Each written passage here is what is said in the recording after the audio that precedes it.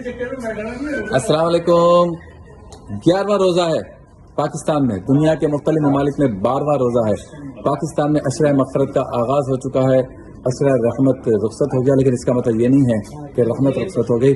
پورا مہینہ رمضان کا پڑا ہوا ہے، اس میں عبادت کرنی ہے. آج ہم نے اپنی افطار نشریات رحمت رمضان میں جو 5 ایچ پی پلے ایچ ڈی سے آپ دیکھ رہے ہیں، آج ہم نے انٹرو میں بات کی مہنگائی کے اوپر.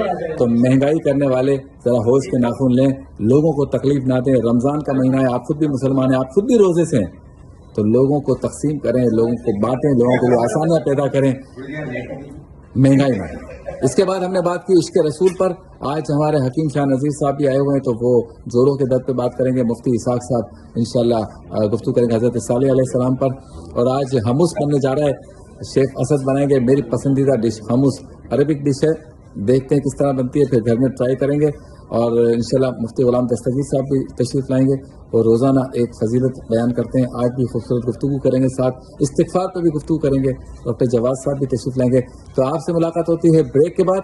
ٹرانسمیشن ہماری دیکھتے رہیے اور اسکرین شاٹ بھیجیے تاکہ عمرے کے ٹکٹ اور بیش قیمت انعامات کا آپ حصہ بن سکیں. شکریہ.